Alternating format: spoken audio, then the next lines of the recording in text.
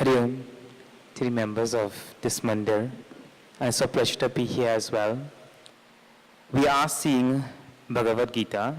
Swamiji has taken a sankalpa to finish the entire of the Gita in 108 days plus. And we are now on chapter 4, but before we go into chapter 4, we're going to look at one of the names of our Puja Gurudev. All of the work that you see manifesting today in front of you, and even Swamiji's work, is because of this great Mahatma. And just like how they have 108 names for Lord Shiva, 108 names for Mother Saraswati, they also, when the disciples of Puja Gurudev would have sat and think about his personality, they also came up with 108 names. And that is also correct, because say one who realizes truth should be worshipped like Ishvara himself. So we'll chant from number 26, name 26, and we'll see that name today. Om Gurave Namaha. Salutation to one. Om Gunatitaya Namaha. Salutations to one. Kantakate Namaha. Salutations to one who is Om Chinnayaya Namaha. Salutations to one who is Om Chinna Samshayaya Namaha. Om Chinna Samshayaya Namaha. Salutations to the one who dispels all doubts.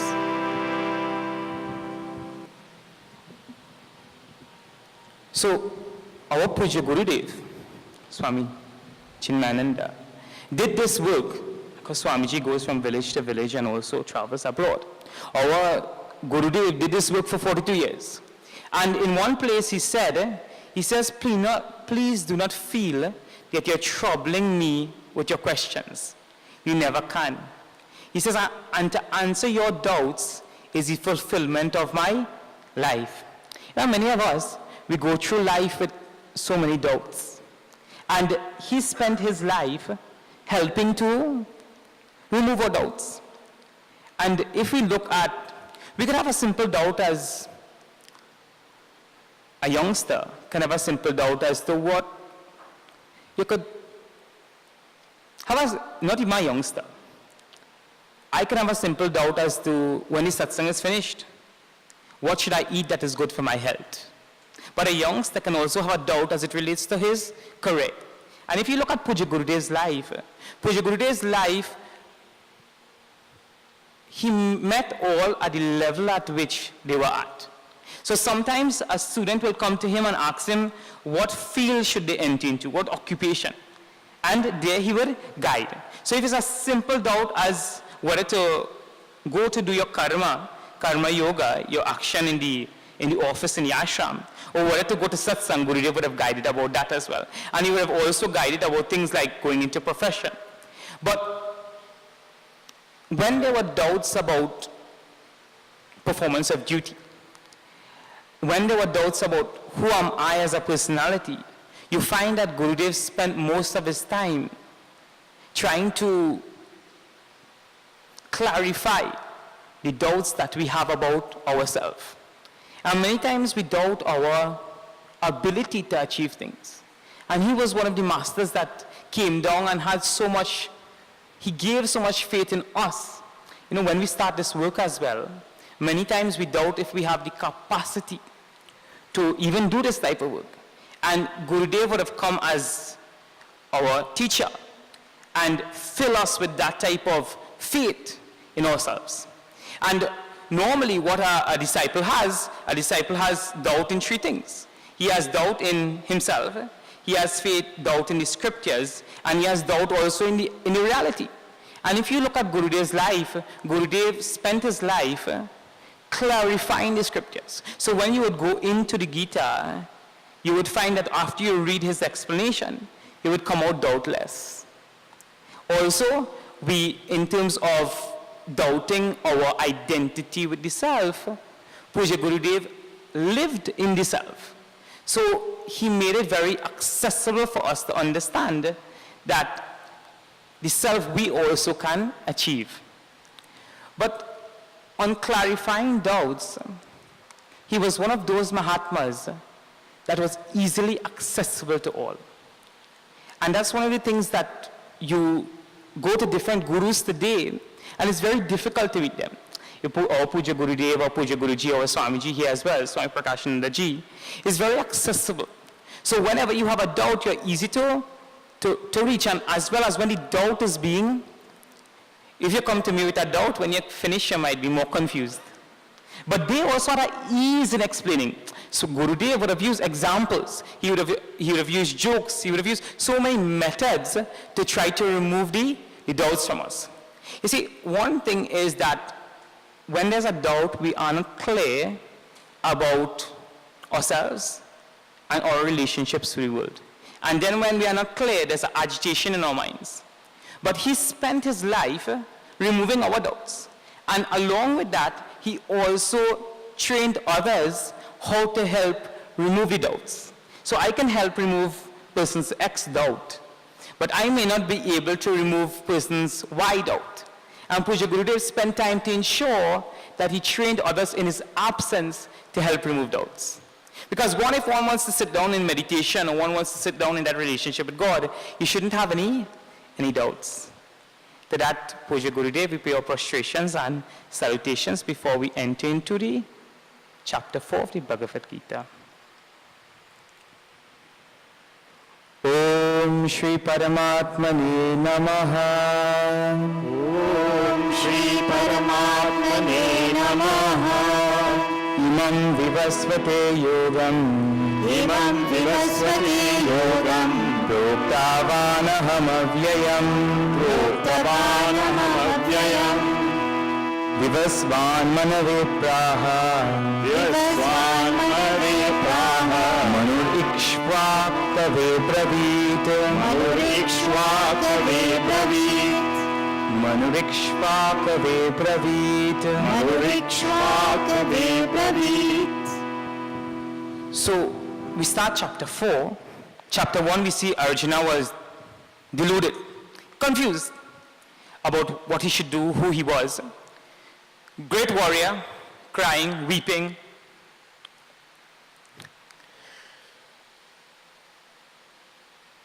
Imagine you're a teacher, and as soon as you finish your course, in your training course, you're not able to go into the school. Every time you see a child, you're crying.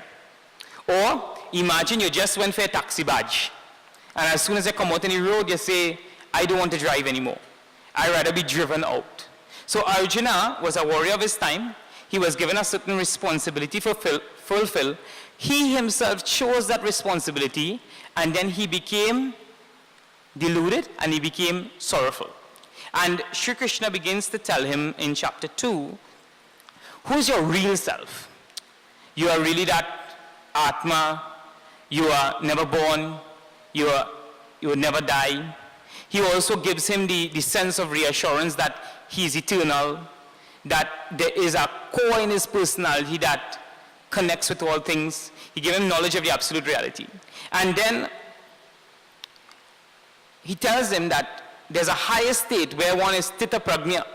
One is established in the knowledge of the self, and that's the goal to be reached. So one should always be established in their relationship with the reality, truth, God. But that's not where Arjuna was. So he started and he said that, Arjuna, there's a path to be followed by you, which is Karma Yoga. Karma Yoga? Yeah. So when he gave Arjuna an option of following Karma Yoga, and he told him that you follow and you do all your actions for God. And he told him, when you do all actions for God and you remain in that Samabuddhi, not disturbed by anything in the world. Whatever comes, you accept it with that Prasada Buddhi. Means a cheerful acceptance, whatever happens. And still we find that Arjuna wasn't accepting this knowledge. And he then told him, try to surrender all actions to God. And chapter 4 now, we find that Sri Krishna indicates who is God. Because if you tell me to sacrifice all my actions to Timbuktu, and I don't know who is Timbuktu, then it's very difficult for me to surrender my actions into that person. So he's telling him, surrender your actions to Ishvara. And here in this particular chapter, he defines Ishvara. But along with defining Ishvara, he also defines in this chapter what is each person's individual duty to reach the Ishvara. What is one's kartavya karma? See, each one of us is in a different stage of life. Some of us are in brahmachari ashram, which is student stage, grihastha householder, vanprastha more retired stage of life. And then there's sannyas. And also, he's saying that in each one of these stages, there's particular things to be performed. And according to your occupation, that occupation has the potential to purify the mind, chitta shuddhi, and to make you understand that jnana. So this chapter also gives outline of jnana, but also gives much more sadhana, much more means to allow that knowledge to reveal itself within our personality.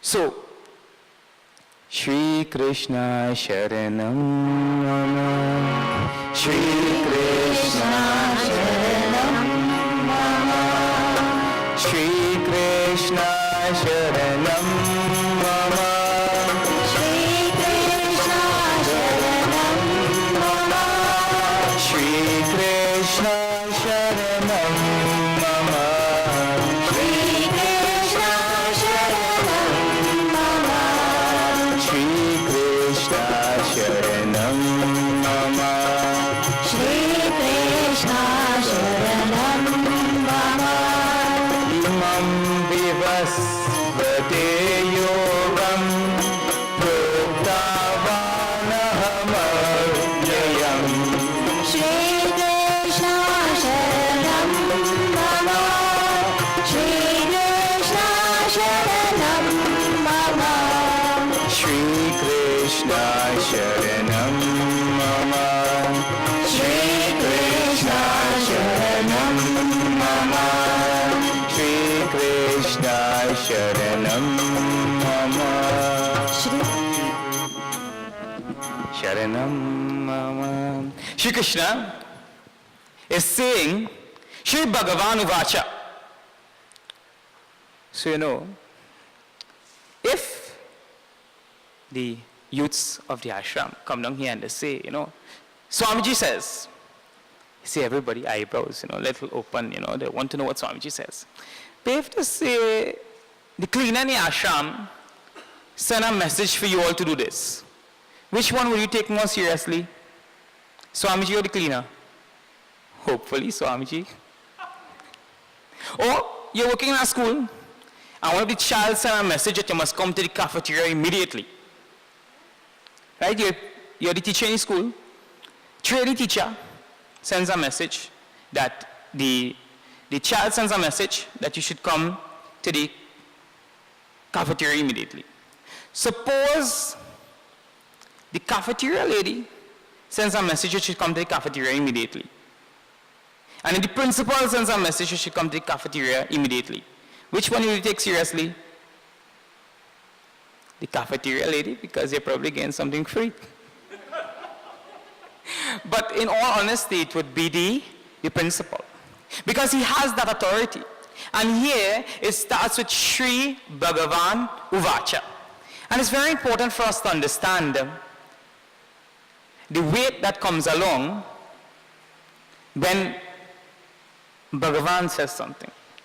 And he says, Imam Vivasvati. Imam. He says that this Imam Yogam, this yoga, Proktavan, I taught this yoga to Vivasvati. Shri Krishna is saying that I taught this yoga to Vivasvan. Vivasvan is Surya Bhagwan. So Shri Krishna is saying that I taught this to Surya Bhagwan. What he taught? Anybody that was following us for the last nights? How much ever nights? 30 nights? 30? That's what he taught to Vivasvan. So, and it will come up later on as a query, but Arjuna, you and Krishna, you and me seem to be the same age. How it is that you're telling me that you taught this to Vivasvan?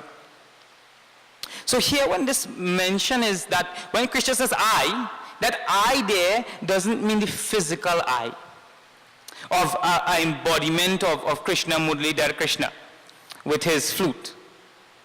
But it talks about the I of Krishna as his Ishwaratva, in his all glory, in all his power, in all his magnitude, as the Lord of the entire universe, omniscient, omnipresent, omnipotent.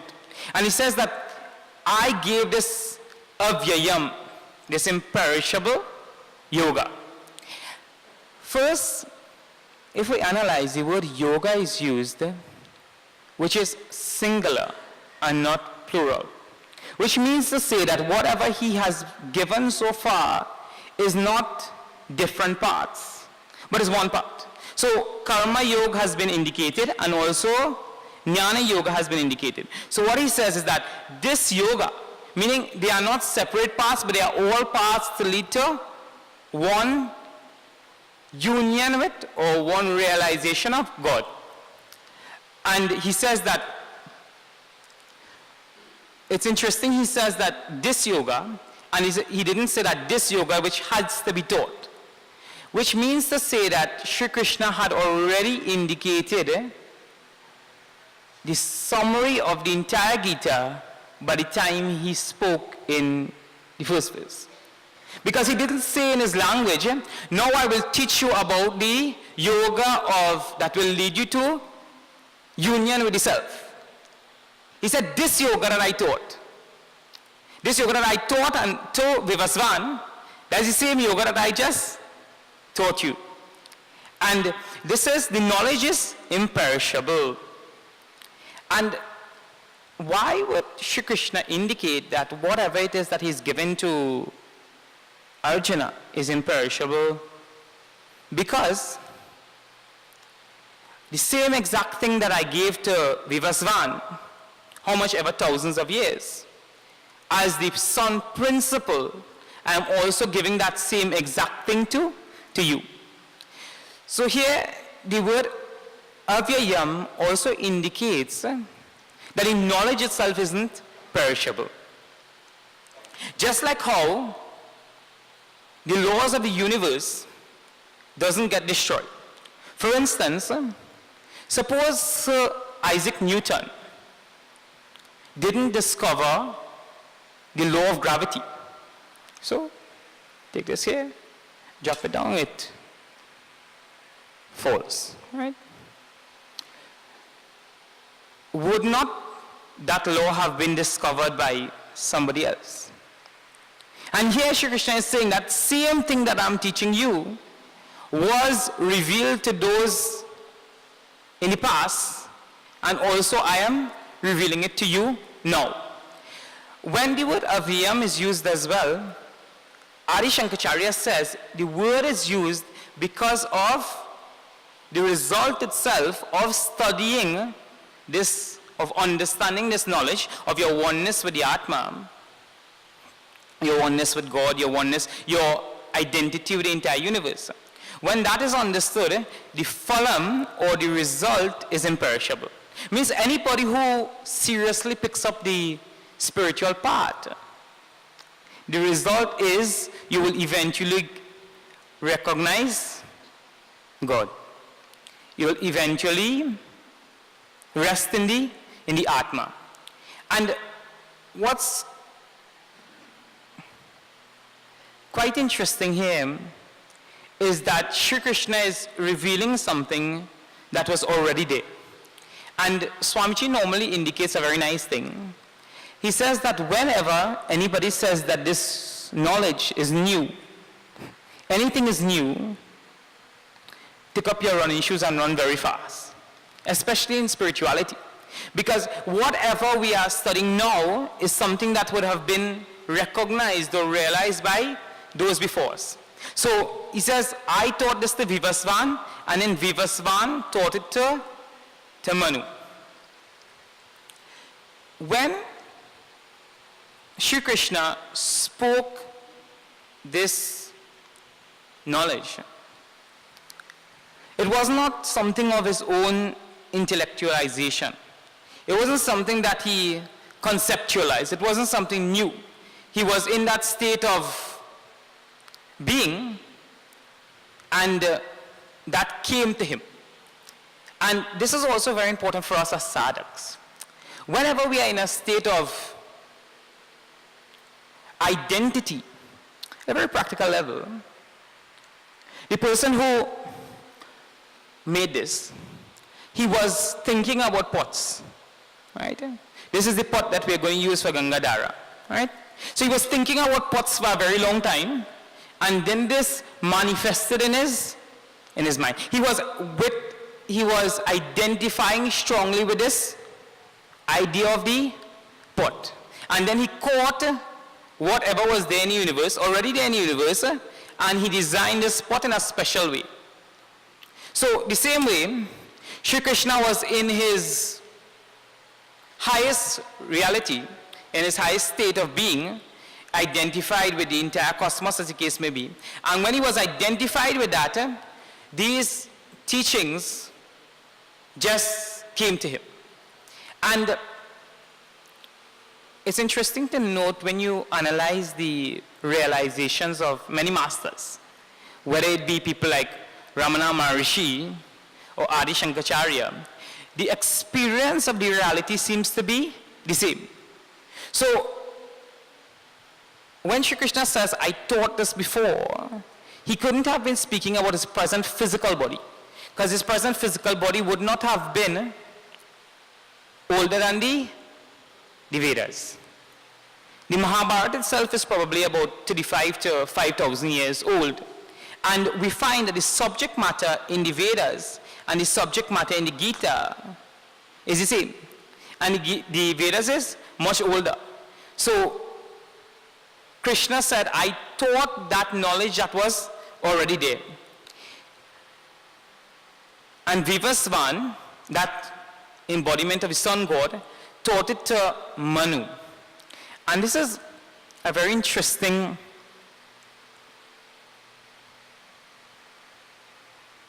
situation, because Vivasvan got the knowledge from Ishvara, which is that Krishna aspect. And Krishna giving it to Vivasvan, and Vivasvan giving it to Manu. And here you see a clear sharing of spirituality. And what's also quite interesting is Manu was a great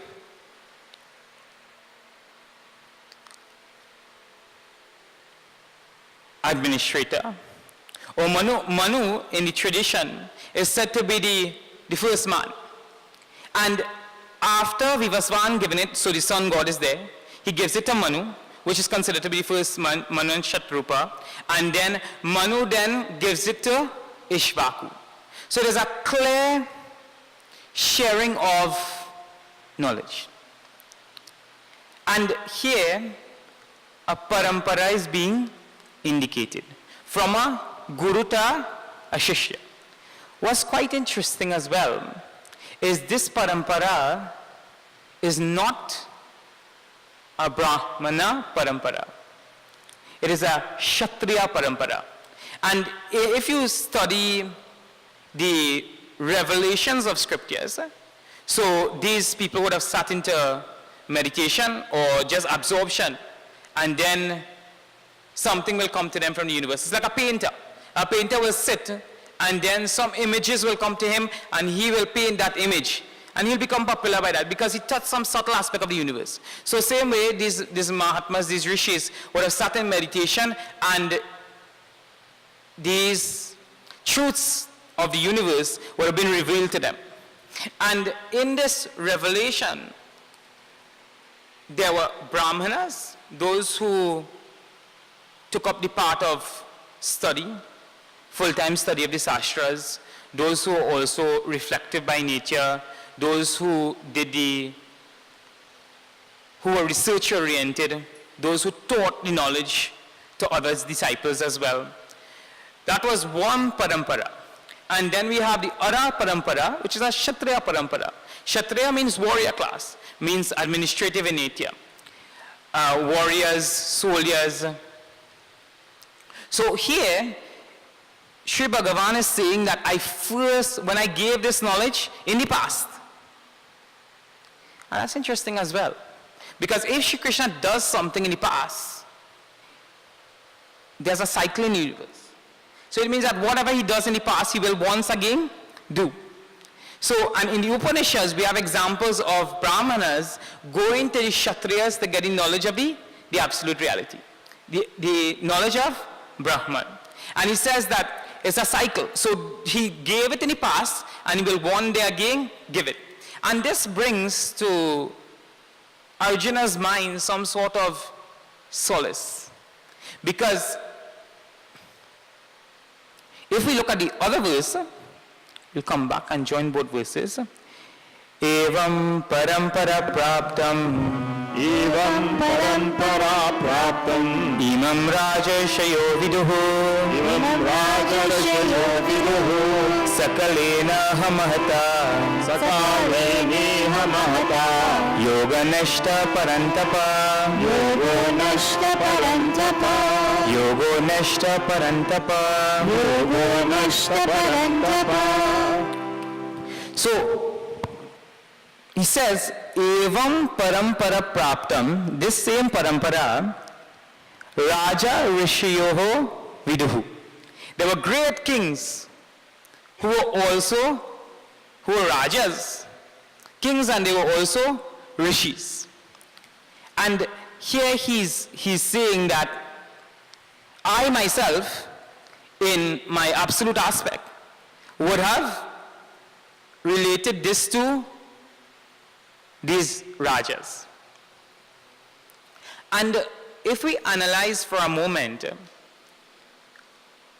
if God is giving knowledge, and it has to be that Bhagavan, Ishvara, Krishna, is giving knowledge. And anything that comes from God, or knowledge, or let me put it another way, knowledge has to come from God to be perfect. Because anything that comes from an individual jiva, who is identified with his body, his mind and intellect, will be imperfect. So it's right to say that, and in our tradition we have where the knowledge was first given by Sadashiva, and then we have where the knowledge was given by Brahma to the Devas, and then Narayana and Nara. So we have clear examples of where, not only in the Gita, where Shri Krishna gives this knowledge to Arjuna, but also in our Vedic tradition, where the knowledge was also given by the Lord at different points in time. And a jiva cannot give, a jiva means an individual soul, myself, yourself, cannot give the ultimate knowledge of the universe because the jiva himself is born in ignorance. Meaning, when I come here, I don't choose, like I didn't come and say, I'm going to be born in sea black trees, and I'm going to live for this amount of years. And when I come, I have full knowledge of everything that I'm going to do. So that's why we find that when Bhagavan gives this knowledge, he gives knowledge knowing all things. When we have knowledge, our knowledge is imperfect, our knowledge isn't also complete. So Shri Krishna is saying that I taught this knowledge, which the rishis, who are also Rajas. And this, I think, brings a very clear idea of the utility value. where this is not a book to be used for utility value. But sometimes people ask the question, then why should I study the Gita? But you see where rishis of the past would have studied it. Rishis who were also Raja Rishis. And he says that these Raja Rishis studied, but in long time, it would have gotten lost. And if you analyze the quality of the people that this knowledge would have been given to, these rishis, these rajas who became rishis, or the rajas who were already rishis, one is that they were not perfect, and when they got this knowledge, they became perfect. Or they were rishis in the case of, so let me just backtrack. Vivasvan gave it to Ishvaku gave it to Manu. So when Ishvaku was giving this perfect knowledge to Manu, he himself needed to be perfect. He needed to be absorbed in that reality in order to give that knowledge. He also had to be of a certain caliber. Imagine the sun, the presiding deity of the sun that shines, that is the power that illumines all things, that serves the creation for 24/7, giving this type of knowledge. That sun illuminer himself is a karma yogi who acts 24/7, who acts only for the benefit of another. And you know, in the tradition, when the Mahatmas think about this verse, they said, imagine if one who has this knowledge, the sun god that we pray, we get up in the morning and we pray to Surya Bhagwan. One who has this knowledge, when we pray to Surya Bhagwan, we can also pray for the knowledge of the highest reality. But what do we pray for? The other thing is that Surya, even having this knowledge, gives illumination to all. And you find in our tradition where those who would have had this knowledge kept it secret. Many people wouldn't have been willing to share this knowledge and share it openly, as our Puja Gurudev did as well. And you find that Manu, who was the first man, he was also Manu. From Manu, the word Manava comes, which is man, or Manushya. Or even if you look at the word Manu and you drop the U, man also comes there.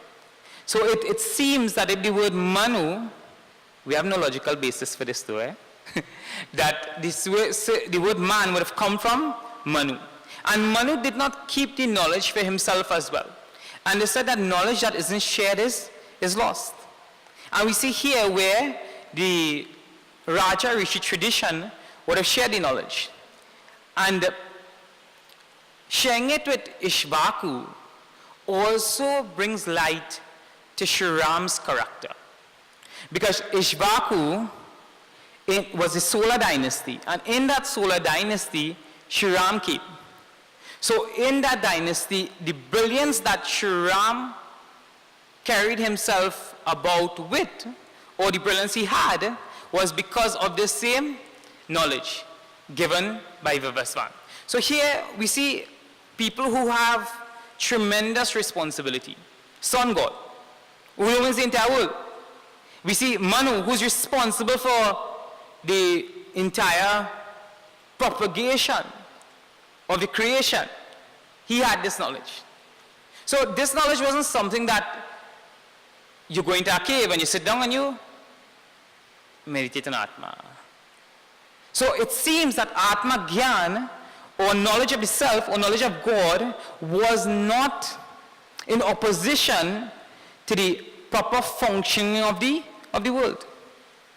Ishvaku, great king, who would have been responsible for all his subjects as well, having this knowledge.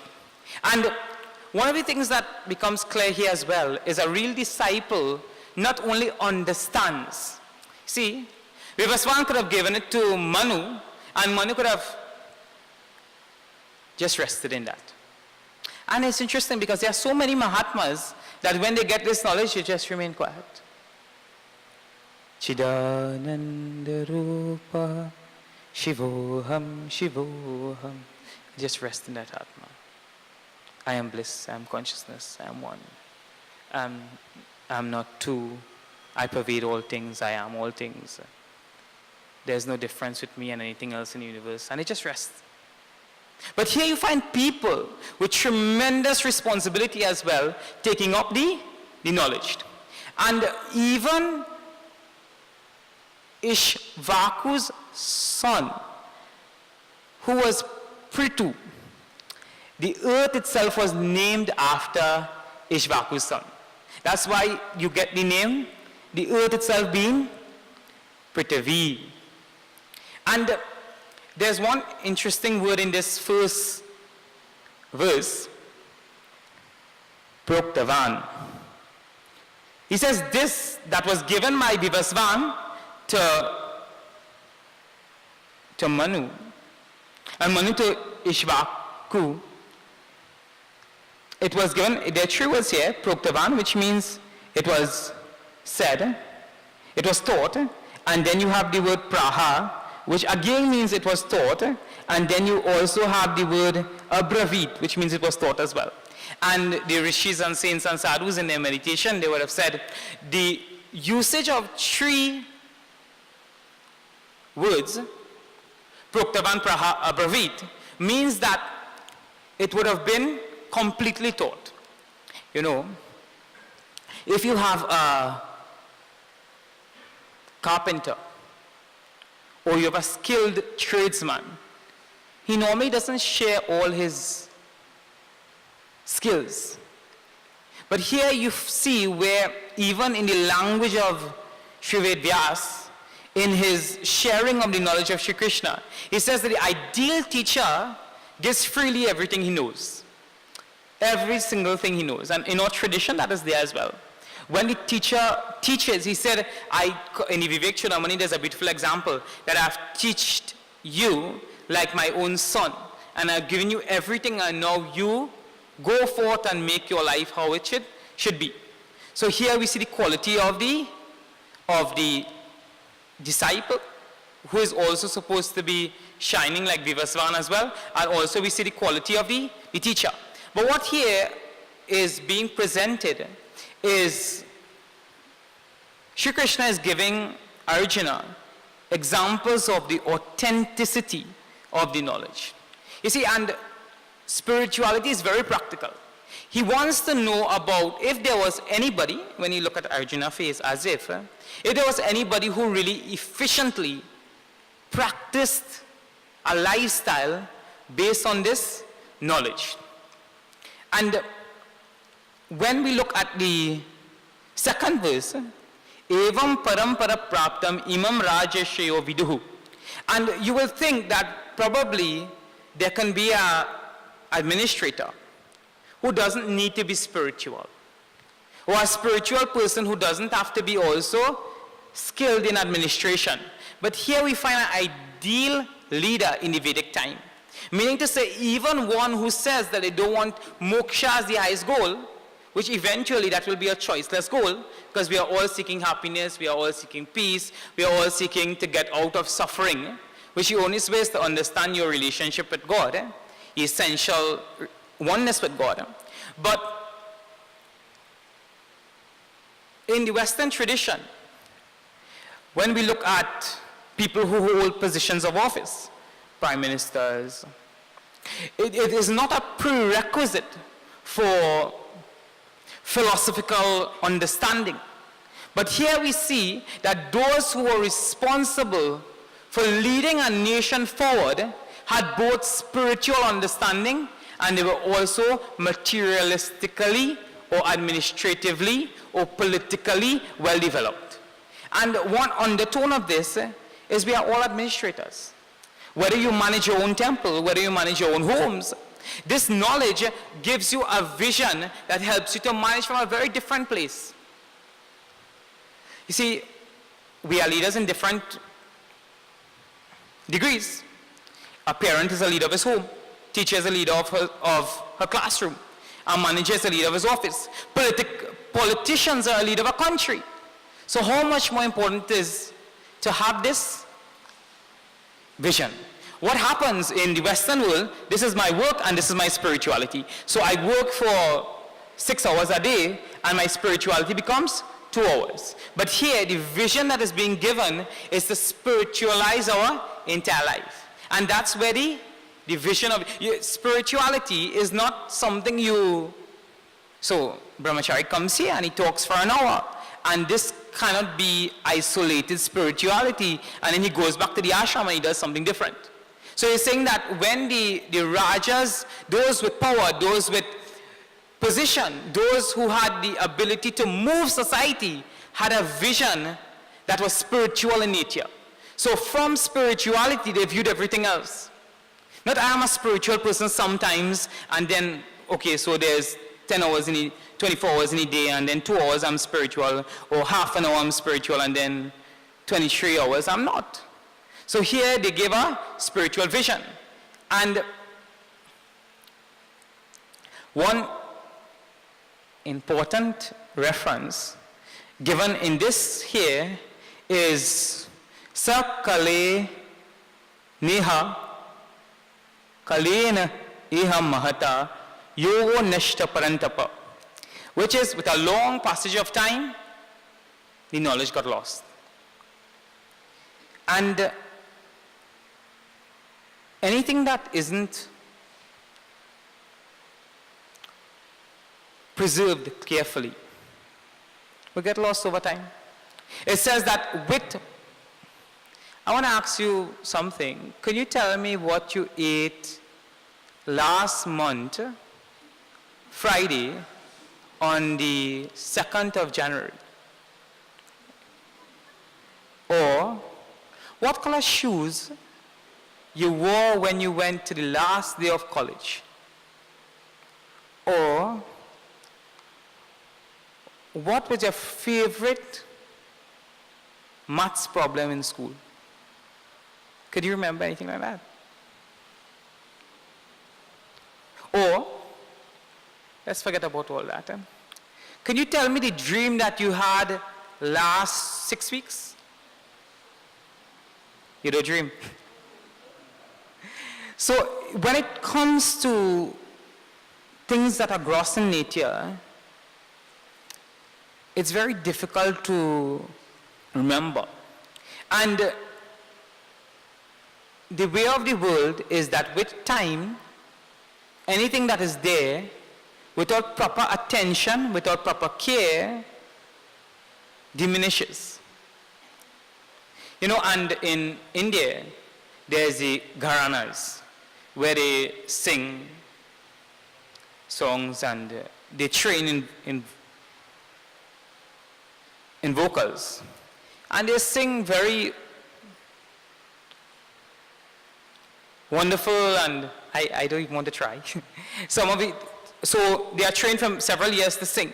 But suppose that they don't practice that for a length of time. They don't practice that singing. Sometimes we also, when we don't practice and we come to sing, what happens? Or suppose you have a team.